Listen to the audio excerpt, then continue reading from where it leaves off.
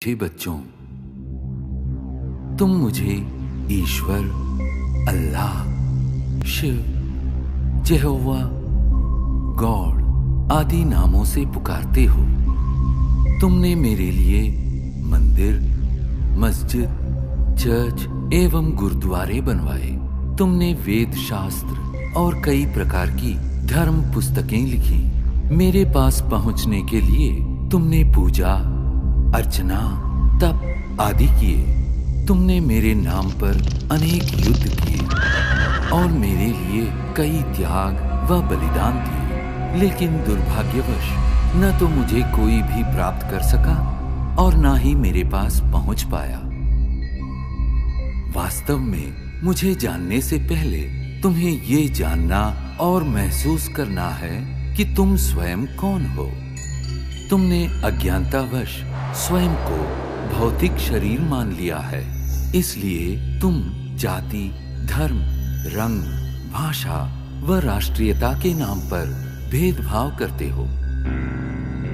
स्थूल नेत्रों से दिखाई देने वाला तुम ये नश्वर शरीर नहीं हो। तुम तो अविनाशी आत्मा हो, जो भ्रिकुटी के मध्य में स्थित होकर इस शरीर को नियंत्रित करती हो। अतः स्वयं को शरीर द्वारा कर्म करने वाली आत्मा अनुभव करो।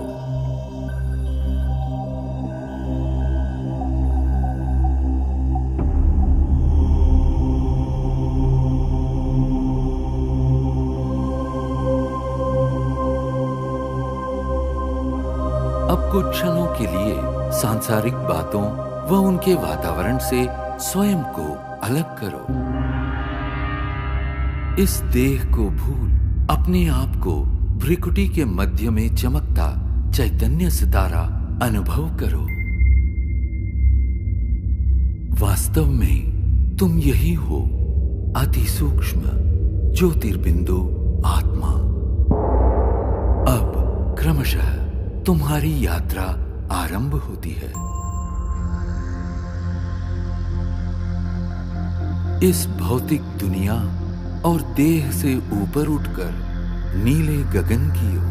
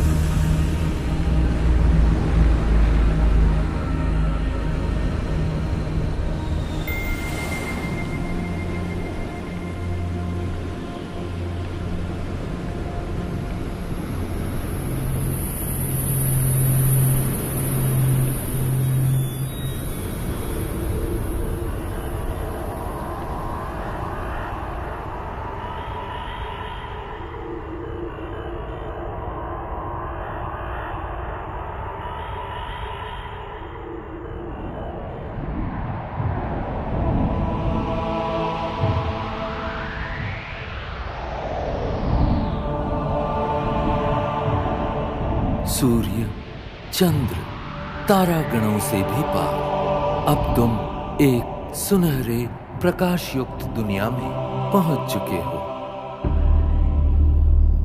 ये वो आत्माओं की दुनिया है जिसे ब्रह्मलोक, शांति धाम, मुक्ति धाम व परम धाम कहा जाता है।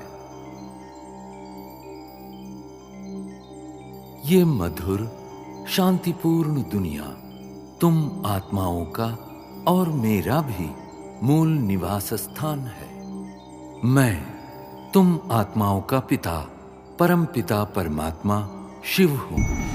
तुम आत्माओं की तरह मैं भी अति सूक्ष्म हूं। ज्योतिर्बिंदु होते हुए भी ज्ञान गुणों में सिंधु के समान हूं। मैं सर्वशक्तिमान जन्म मृत्यु के चक्र से परे होने के कारण सदा पावन हूं।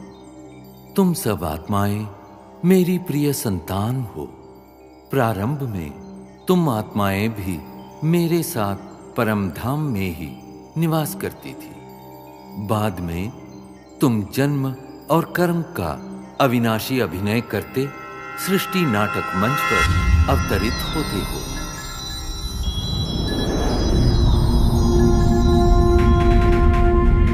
ये अनादि अविनाशी नाटक सतयुग, त्रेता युग, द्वापर युग और कलियुग 4 युगों में विभक्त है। प्रत्येक युग की अवधि समान रूप से 1250 वर्ष है और इस कारण पूरे कल्प की आयु 5000 वर्ष है। हर 5000 वर्ष में इस सृष्टि चक्र की हूबहू पुनरावृत्ति होती रहती है। कल्प के आरंभिक काल में सभी प्राणी और प्रकृति के 5 तत्व पावन थे। उस समय संसार सुख, शांति और आनंद से परिपूर्ण था।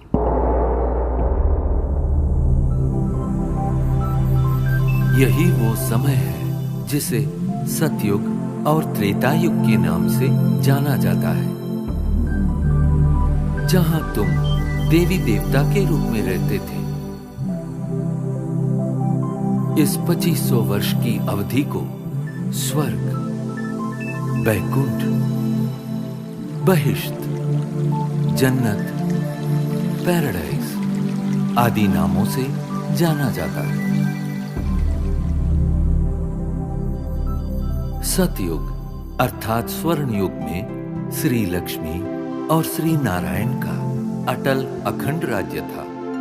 तत्पश्चात त्रेता युग अर्थात रजत युग में श्री सीता एवं श्री राम ने राज्य किया।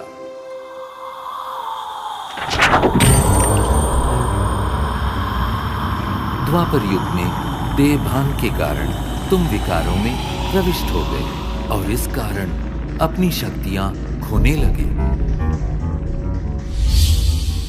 इस अवधि में भिन्न भिन्न धर्म पिताएं आए और अपना धर्म स्थापित किए। प्रारंभ में इन धर्मों की स्थापना सारी मानव जाति को एक सूत्र में बांधने और उनका सही मार्ग प्रदर्शन करने के लिए हुई थी। अब इस कलियुग अर्थात कलह युग में मानव मन में विद्यमान 5 विकार चरम सीमा पर है, जिनके कारण 5 तत्व प्रदूषित हो गए हैं और तुम शांति एवं खुशियों से वंचित हो गए हो। परिणामतः दुख, अशांति के दलदल से मुक्ति पाने के लिए तुम मुझे पुकारने लगे।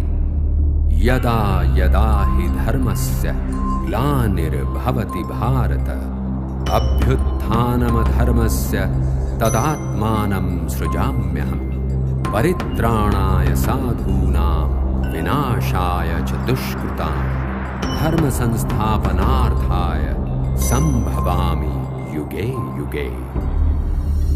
जब जब धर्म की ग्लानि होती है एवं अधर्म व पाप में वृद्धि होती है, तब तब सत धर्म की स्थापना और श्रेष्ठ विश्व नवनिर्माण हेतु मैं धरती पर अवतरित होता हूँ।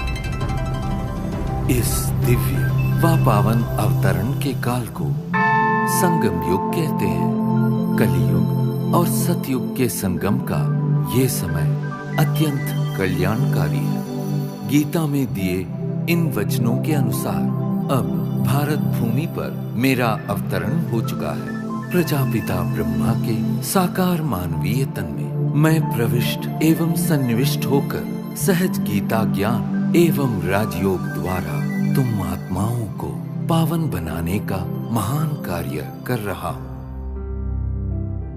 अब तुम देह सहित देह के सर्व संबंधों को भूल स्वयं को आत्मा निश्चय कर मुझ परमपिता परमात्मा को याद करो।